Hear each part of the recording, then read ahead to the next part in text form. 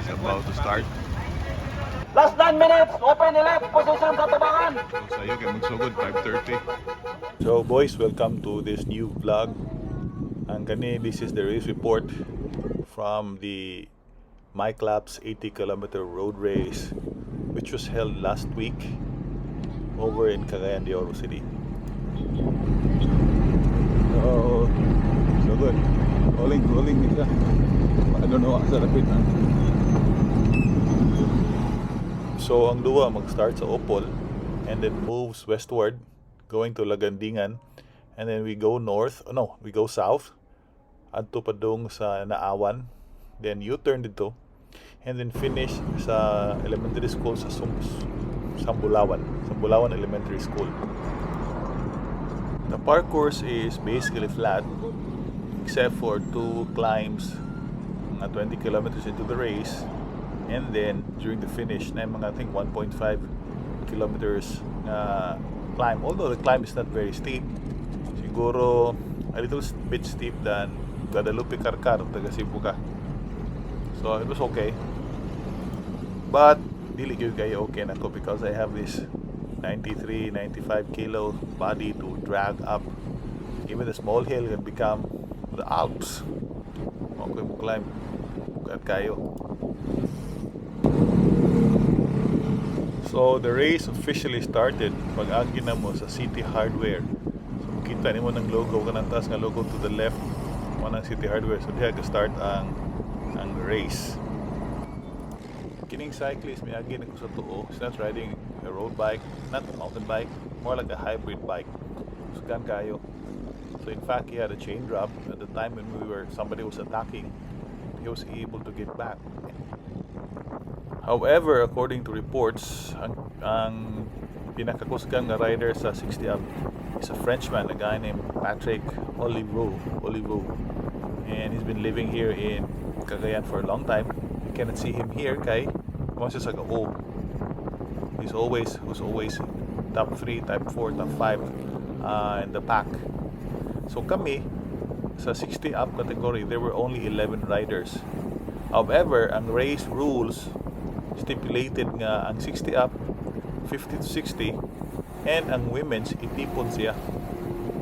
While I disagreed with it and I voiced my opinion to the organizers, but they already had made the decision and that was it. Now kaning MyClub's road race napo ni ka category tanan.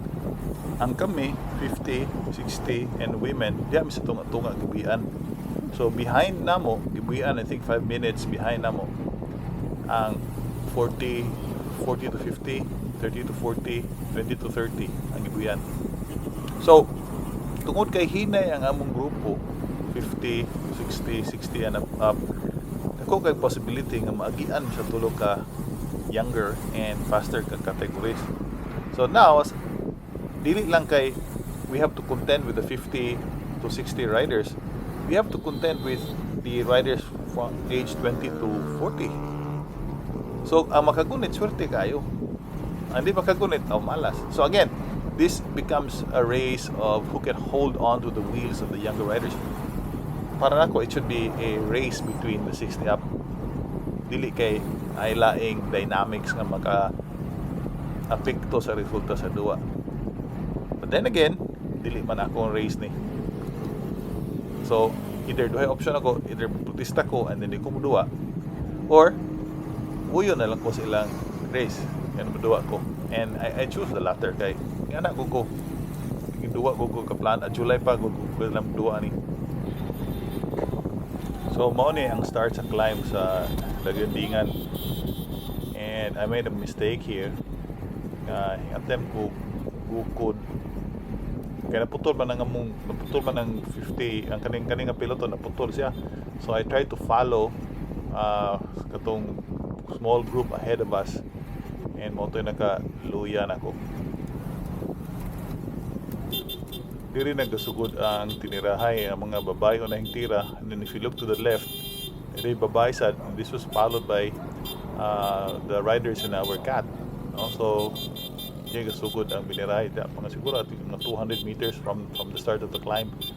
Then mo na in action nagkaputol.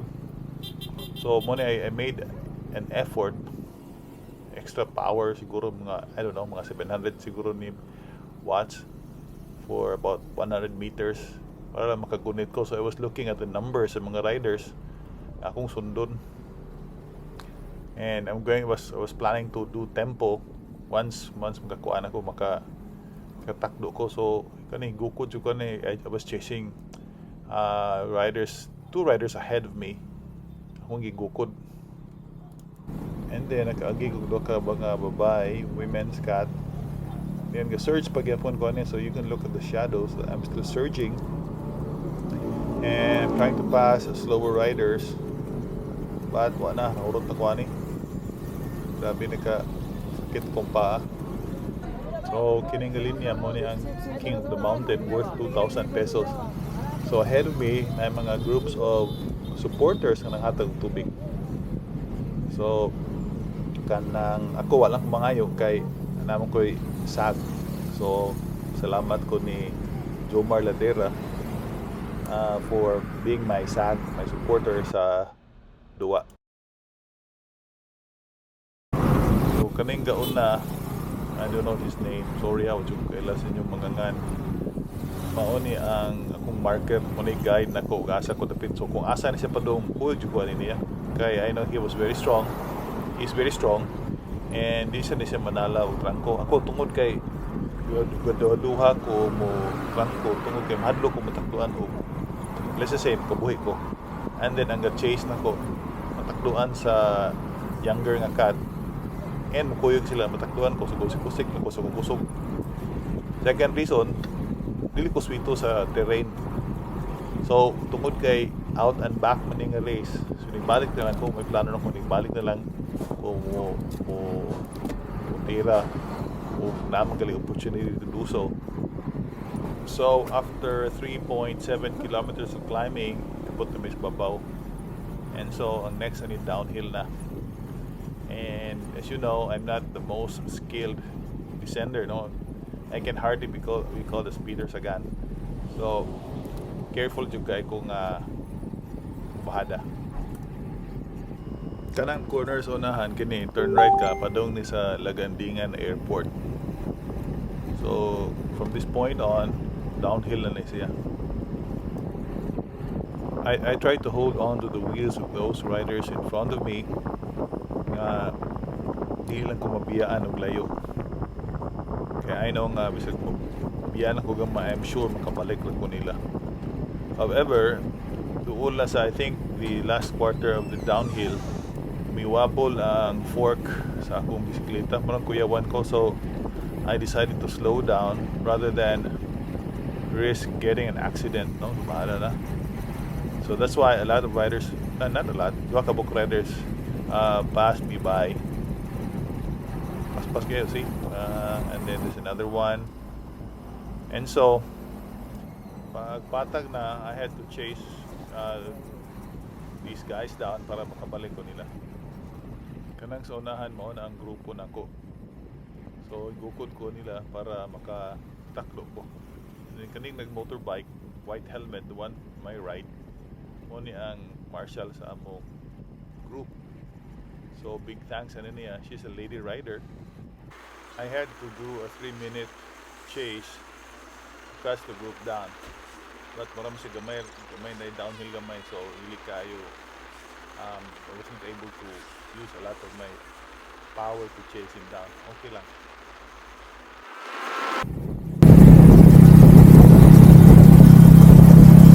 Asa?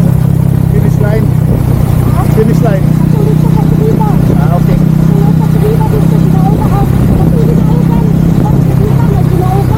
Oh. Pila ka kilometer? Saka? Okay. Thank you. So mo na ang profile map sa ruta, kaya na red arrow, mo na ang current position sa peloton namo. So mo na ang kuan kanang 2.5 kilometers ang climb di ay. So mo na balik ko na mo ining finish, but only 1 kilometer, 1.5 pa matingali ang finish na dayon. One thing to watch out during the pita is the junction between the asphalt and the cemented part of the road. kay bukdo mo gud ang asfalto and then mo naog siya sa semento. During the pita, we are about to enter kanang giingon naglugar nga Lasang. So pareha ni siya sa Bohol pa man-made forest or sa Cebu pa sa manipis. And right at the middle of this Lasang, na restaurant to my left.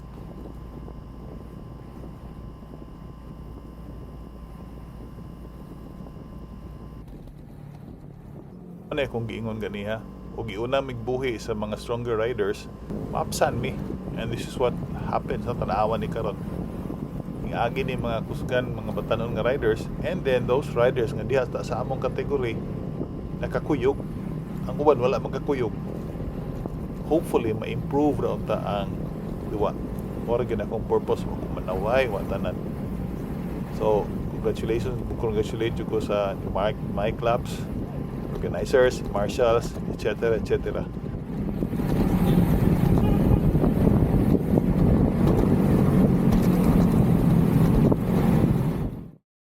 So ako lang i-forward to the last 1.5k and siguro mga 3Ks before ani nakakita ko duha ka rider, so yung gawas ko gitakdo, and by the time makatakdo ko sa duha na 5 na mitanan. But na sa ka rider kanina nakaputi and teal shorts, wa siya number, so akong gi-assume nga wa ni siya appeal. If I'm not mistaken, this is the start of the climb. Sa namong 5, tulo mi ani sa 60 up nga cut. Kining gaunan ako, kining gamay nga small guy, and there was this guy behind me. So mo ni nga 5 mitanan at the start of the climb. So galisod na ko adiri the pita kay kusog-kusog ng dagan, and I could tell that my weight was really bringing me or slowing me down. Pero ako lang yung nagwanta. On the way to the finish line, among nagian si Dr. Bitoy Apostol. Ang iyang gidaganan na ni Executive B category. Ang ilangan sa ilang team is Gahi. So, team Gahi. And then, kining naka-green, kauban ni siya ni Dr. Henry Rosaliejos. I think Psalm 91. Iyang kikargahan. Nabili ning kanaka neon green ba ni siya, green and blue, and then I could see nga wala gahi na kayong sinikaran ako na jud ko sa dani, but kanan kumuapas atong kuan doon na atong Psalm 91, but mahadlok ko nga if I'm going to push myself basi di ko kabot. And then this is another guy from our category, gigagian ko, so ako murag wala yung chance na yung kapila naman ko ani, tunay kauna, so gata kwenta ikawalo mo siguro ko ani. So I was thinking di na dyan madaan ako, may gani kay giabibahan ko sa akong support si Jomar Ladera. Asa mo diha? Luyahan na ako eh. I was almost empty at this point, but ako yung ipugos ng taklo ko sa duha. Gusto na ko nga pildi na ko na silang duha. May na lang magkaunom ko or ikalima ko. So, grabe gano'n akong nagwanta sa kasakit sa kong paa, sa kahangak. Taklo lang yung kuhaan nila.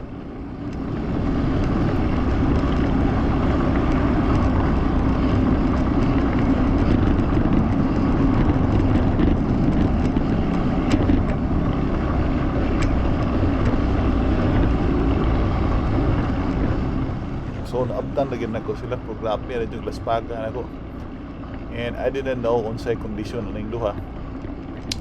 And then just maybe 200-300 meters from the finish line, tira ni siya, and I think he was going too fast for me, and instinct told me to follow this guy. So isunod ko, but I had nothing left, so hinahinay na lang, no? So I was just hoping ako na rin piliyon sa sprint punto sa likod. So daghan kay hingchira ni, but this guy was just too good. So saludo jud ko nila, they're too good. So ngita ni kong tindahan sa unahan, nahatagan ko og kanang finisher's medal. Ako sang bilibaran kapoy ko, Gutom pa jud.